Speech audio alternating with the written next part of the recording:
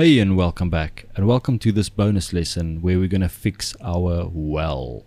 So as you can see, I'm back in the Blender project, and what I want to do is I want to add some plants or rocks or anything just to cover up this really hard edge of this well in the scene, because as you can see it doesn't look too natural to have that very hard edge there.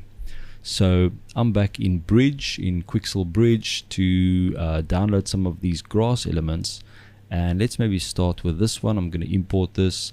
Now you can obviously use Bridge as well, or Quixel, or you can download some grass elements from another website if you there's quite a few that you can use for that. So I'm just going to change this over to solid view, and now you can see we've got this little grass element there. So let's just zoom in here and maybe let's just do something here. So I'm going to scale it down a bit. And let's just select hierarchy, and then I'm going to duplicate this model and shift Z just to restrict it on the Z axis, scale it down, rotate it on the Z so it's not looking the same as all the other parts. And let's duplicate it one more time. Let's maybe move it this side, scale it up a bit, and let's rotate it. Let's have a look through the camera just to see what we need to cover up. So maybe if we go to the last frame, you can see we are kind of starting to cover that nicely. So let's see what else we can bring in. Maybe one of these as well. Let's bring that in. And let's just go into solid view and move this one into place. Maybe something like that. Let me just select it, maybe scale it down a bit, and let's duplicate it, move it to this side, rotate it so it's not the same, maybe scale it down a bit, and maybe one more. So let's see if I bring in this one, maybe let's bring that one in. So there we go. Let's look through the camera to see exactly where we need to cover. So maybe on this side, somewhere around here. Let's select everything there. Let's just zoom in here. Maybe let's duplicate this one right next to it, a little smaller, rotate around, and then one here at the back. So I'm going to duplicate it as well, maybe bigger, a little further away, and let's rotate that. Alright, let's see, maybe we can add one thing here as well. So I'm going to take one of these, duplicate it, move it right here, rotate it around, maybe place it there, and let's see how that looks like. Alright, so what we want to do is we want to render these grass elements and the shadow catcher on their own. So we're not going to render anything else in the scene. So what I'm going to do is I'm going to disable the character and objects collections. They will not render if you disable their collections. And let's just see what we can do here, because we might need the shadow on the well that the grass is actually causing. So what I'm going to do, let's go back into this objects collection, and I'm going to grab this well, I'm going to duplicate it, and I'm just going to move it out to our scene collection so we have that on its own layer, or kind of separate object. So now we can disable this objects collection again.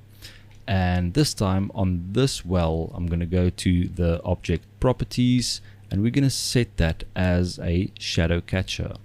So now you can see that we're just getting the shadow that's being casted from the plants. So another thing that you can do here is just disable diffuse and glossy, the same as we did with the other shadow catchers.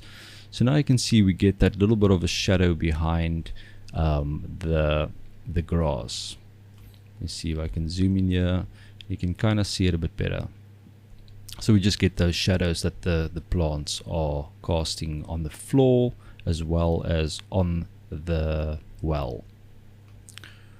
Alright, so what I'm going to do is I'm going to go back to frame 1.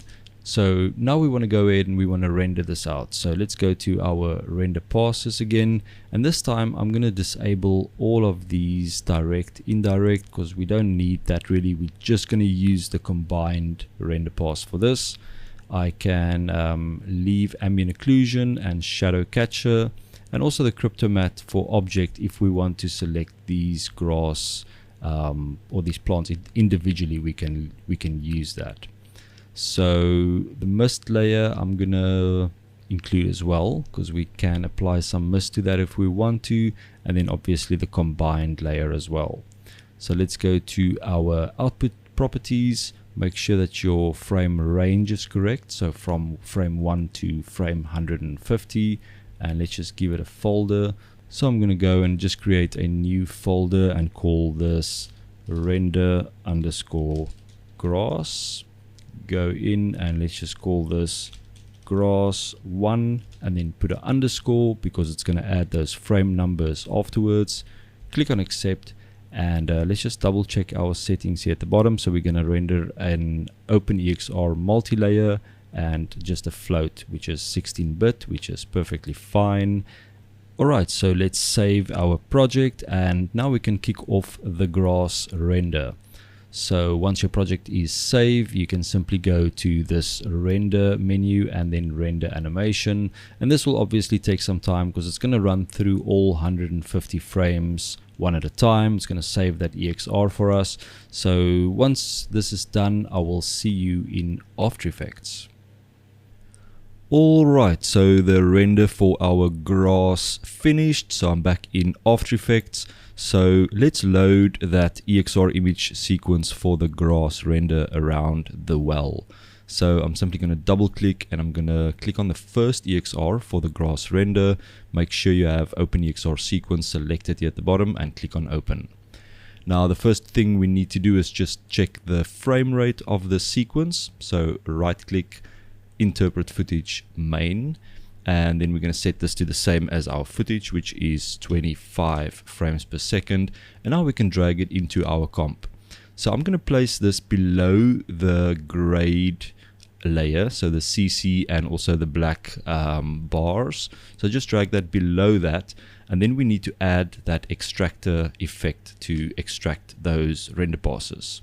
So let's load the extractor effect, and then I'm going to select the scene combined layer, and this will give us the grass. If I just solo this layer, you can see we have our grass in the scene. So I'm just going to rename this layer to grass. Yeah, that should be fine.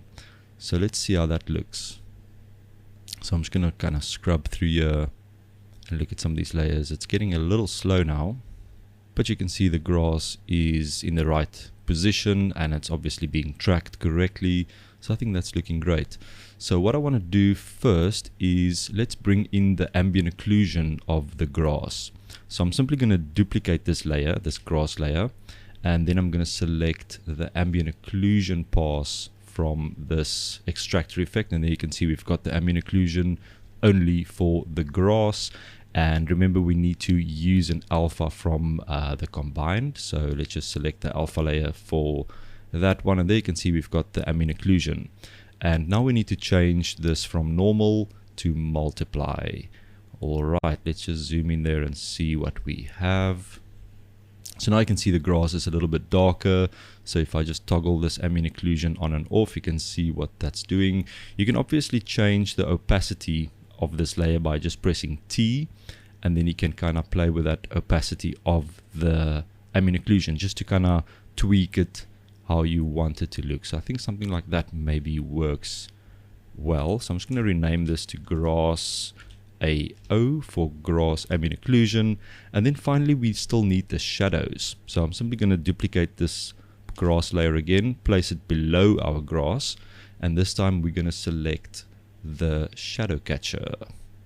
So let's just have a look there. So that's our shadow, and this one we also need to place on multiply. So now we can see we've got the nice shadow for the grass. So I'm just going to rename this to grass shadow, and obviously you can also bring up the opacity and kind of play with the opacity of that shadow to match the surrounding shadows, but I think 100% actually looks pretty good. Now one more thing that I want to do, the grass feels a little bit sharp if you look at the surrounding objects, so I want to add a subtle blur to our grass layer. So let's add a camera lens blur, and I'm going to set this to, let's try 1. That already looks much better. So maybe we can even get away with 0.5. Let's have a look. So that's with no blur, and that's with the blur. So you just want to match the blurriness of the surrounding objects and also the surrounding footage. Maybe we can even bring this down to like 0.3. Yeah, I think that looks pretty good. So now we don't see that harsh line around our well. I think that looks pretty good. So that's just an easy way to kind of hide any harsh lines or anything like that you can just place some grass or some plants or some weeds over it, and that will just kind of integrate that object into the scene much better. Alright, so let's have a look at the final render. So I'm just going to save this quickly, and then I'm going to export a render, and then let's have a look at it. Alright, so the render has finished, and let's have a look at our final result. Yeah, I think everything looks really good. Shadows are looking good.